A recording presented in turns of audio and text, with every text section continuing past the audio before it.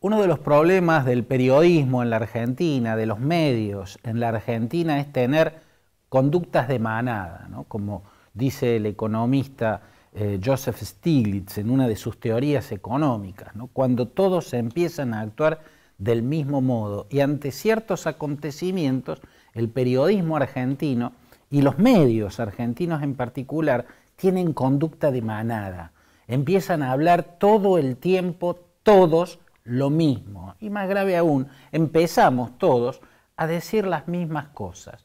Por eso es que me gustaría en esta página no tocar el tema que tiene atrapado al periodismo argentino y a los medios en general en la Argentina desde el fin de semana. Me gustaría no hablar de lo que pasó en la final frustrada, en la fallida final de la Copa Libertadores de América por el partido que no se hizo entre River y Boca. Sin embargo, me da la impresión de que esta manada del periodismo y de los medios, hablando todo el tiempo de lo mismo, está dejando de lado ciertas cosas que me parecen particularmente interesantes e importantes de subrayar. Hay varios aspectos de este acontecimiento que me parecen inmensamente significativos y reveladores. Por caso, el primero, por la repercusión que ha tenido en los medios, por el espacio totalizador que ha tenido en los medios y en el periodismo, podríamos decir que este es el hecho de violencia más grave que ha ocurrido en la historia del fútbol argentino, o por lo menos, para ser más acotados, este es el hecho de violencia más grave que ha ocurrido en los últimos años en el fútbol argentino. Eso es lo que da de pensar la cantidad de tiempo y de espacio en papel dedicado por los medios de comunicación a lo sucedido entre Boca y River, al fallido partido de la final de la Copa Libertadores. Y para mí es importante salirse de la manada. Es un ejercicio absolutamente necesario. Además, creo imprescindible en estos tiempos. No solo hay que salirse de la manada, sino, si se puede, incluso hay que marchar a contramano de la manada, aunque eso cueste lo que cuesta. Muchas veces ser aplastado, ¿no? Muchas veces quedar sepultado, ¿no? Porque la manada es lo que sigue la visión general de las sociedades de este tiempo. Quiero decir, no es lo más grave que ha pasado en el fútbol argentino en materia de violencia. En todo caso, es la consecuencia más espectacular que ha tenido, porque se trataba de la primera final de la Copa Libertadores de América en la historia que iba a ser disputada por el clásico de la Argentina, River y Boca. Ahora, a mí me parece que el hecho más importante en materia de violencia en el fútbol argentino ocurrió acá, en Córdoba, hace solo un par de años. Ocurrió en el Estadio Kempes y fue incluso mucho más trágico, porque allí no se frustró una final, se frustró una vida. Hablo de aquel acontecimiento que realmente parece una ficción trágica. Un joven entra a la tribuna del Estadio Kempes y ve que en la parte superior había otro muchacho, lo reconoce como quien en un accidente por unas carreras de picadas había matado a su hermano. Entonces sube increpándolo. El otro, cuando lo ve venir para defenderse, grita: párenlo, es de Talleres. Y bastó que dijera eso para que todos empezaran a pegarle. Las imágenes son increíbles y ocurrió acá, en Córdoba, un hecho monstruoso, un vía crucis monstruoso, un vía crucis al revés. Cristo fue subiendo en el vía crucis hasta el monte Gólgota, donde finalmente fue crucificado. Acá el Vía Crucis era en descenso. Ese muchacho que había subido a increpar al asesino de su hermano empezó a bajar a tropiezos y rodando tribuna abajo, con todos golpeándole. Gente que cuando pasaba al lado de él en ese Vía Crucis en descenso, como los otros le pegaban, se sumaban al golpearlo. Había dos tipos de hincha de Belgrano en esa tribuna. Los que lo golpeaban porque sí, porque alguien había dicho que era hincha de Talleres, y los que miraban impávidos y no hacían absolutamente nada.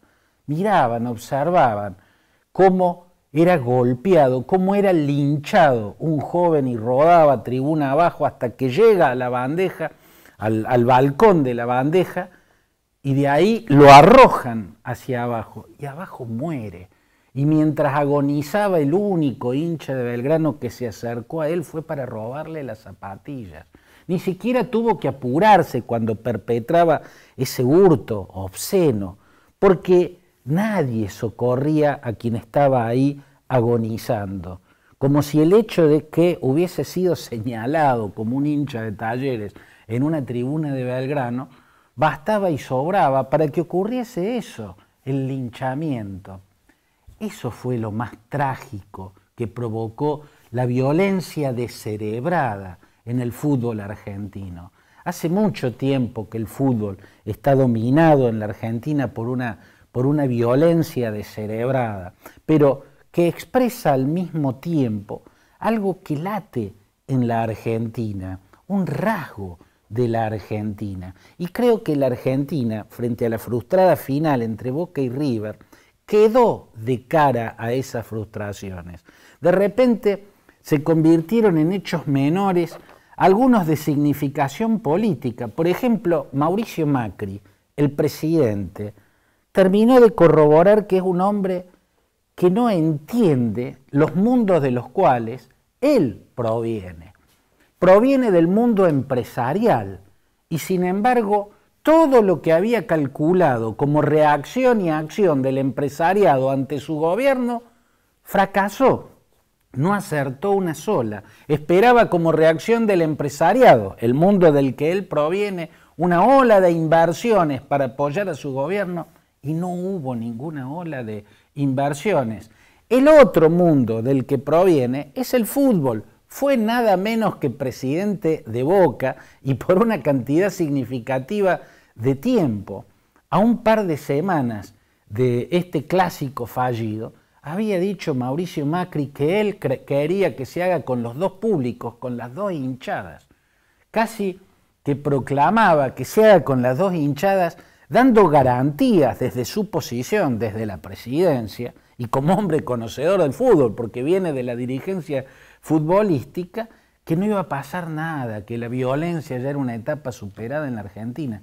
Y mire lo que ocurrió. O sea, aparece Macri como alguien que vuelve a mostrar que no sabe calcular respecto a los mundos de los que él proviene. Calculó mal con los empresarios, viniendo él del empresariado.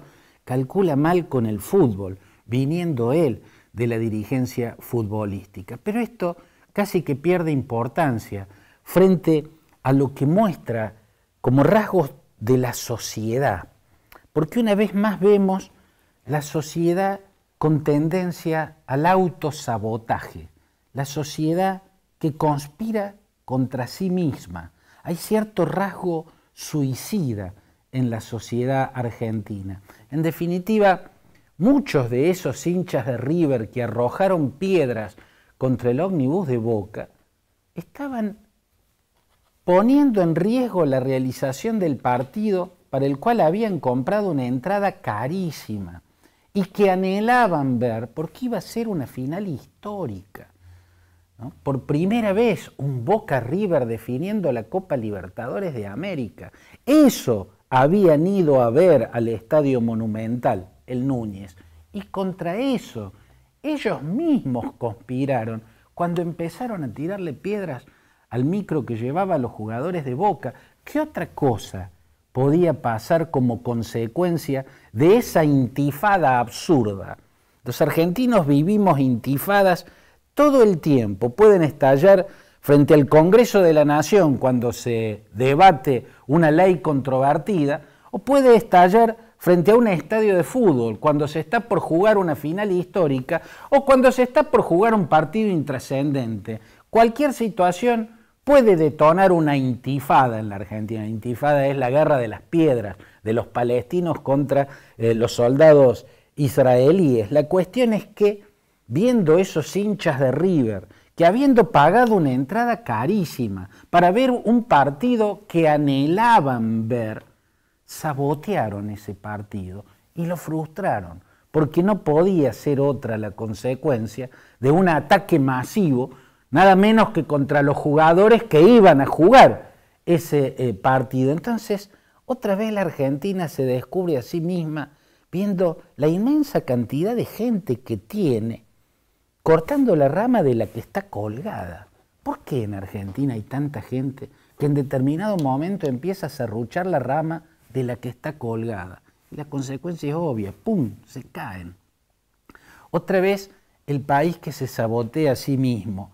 Y a la hora de plantearse los por qué, uno tiene que entender el qué, o sea, qué significa esto. Y para eso a mí me vienen dos imágenes a la cabeza. Una tiene que ver con una fábula que en la antigüedad griega escribió uno de los más célebres fabulistas, que fue Esopo, que es la de la rana y el escorpión, ¿no? Una fábula muy utilizada sobre todo para explicar los conflictos en el Oriente Medio. Aquel antiguo fabulista griego cuenta que un escorpión le pide a una rana que por favor la cruce el río y que cuando están a la mitad del río, el escorpión la pica, yendo sobre el lomo de la rana, la pica. Y la rana empieza a hundirse y antes de ahogarse le pregunta por qué había hecho eso, si al morir ella, por la picada envenenada del escorpión, también iba a morir él, ahogado. Y él le dijo, es mi naturaleza. O sea, ¿es la naturaleza argentina autosabotearnos? ¿Es la naturaleza de ese tipo de gente que tantas veces se repite en la Argentina? Porque como el hincha de River que pagó una entrada carísima y que después hizo lo que tenía que hacer para que no se jugara el partido que tanto anhelaban ver, ese ejemplo uno lo puede ver en muchos aspectos y en muchas otras dimensiones de la sociedad. Los empresarios que no invierten porque temen que pueda volver el populismo, sabiendo que al no invertir están abriéndole la puerta al regreso del populismo. Profecía autocumplida, la sociedad saboteándose a sí misma. ¿Por qué? Porque somos el escorpión sobre el lomo de la rana, porque es nuestra naturaleza atentar contra nosotros mismos. Mi respuesta a este interrogante pasa por una novela entrañable de la Argentina, de la literatura argentina, que es El juguete rabioso. Esa obra importante de la literatura de Roberto Arlt, en la cual el personaje, que se llamaba Silvio Astier, en la parte final de la novela, comete una traición absurda, además de abyecta. Una traición de la cual él también es perjudicado. Una traición que no solo destruye a una persona a la que él no tenía por qué destruir, sino que lo destruye a él mismo. ¿Por qué Silvio Astier, el personaje protagónico en la novela de Arlt, comete ese estropicio que atenta contra él mismo? Porque tenía la naturaleza del escorpión. No, en el caso de él lo explicaba, una historia llena de traumas, una historia tan compleja, tan oscura, tan llena de traumas que lo convierte en un ser que se autosabotea, que lo convierte en un ser que conspira contra sí mismo, que lo convierte en un juguete rabioso. Yo viendo lo que pasó en la final de Boca River, que no pudo jugarse, pensé en eso, pensé en la Argentina, que una vez más queda frente a un espejo, y esta vez en lugar de ver un escorpión, lo que vio fue un juguete rabioso. En estos días vamos a hacer el escenario del G20, y el G20 no es un espacio más de debate entre líderes del mundo, es el espacio principal de los debates entre líderes del mundo. Hay muchos otros foros internacionales en los que se habla, se posa para las fotos, pero después el mundo sigue igual, o sea, foros internacionales donde la discusión no tiene efecto alguno. El G20 es otra cosa. Basta ver lo que ocurrió entre el año 2008 y 2011, cuando fueron las cumbres del G20, 5 hubo entre el 2008 y el 2011, las que permitieron acordar las políticas y los instrumentos que pusieron fin a los efectos devastadores que estaba teniendo la crisis financiera originada en los subprime, en los Estados Unidos. El G20 es un evento de altísima significación, tiene lugar en la Argentina y sobre eso vamos a hablar en nuestra próxima página.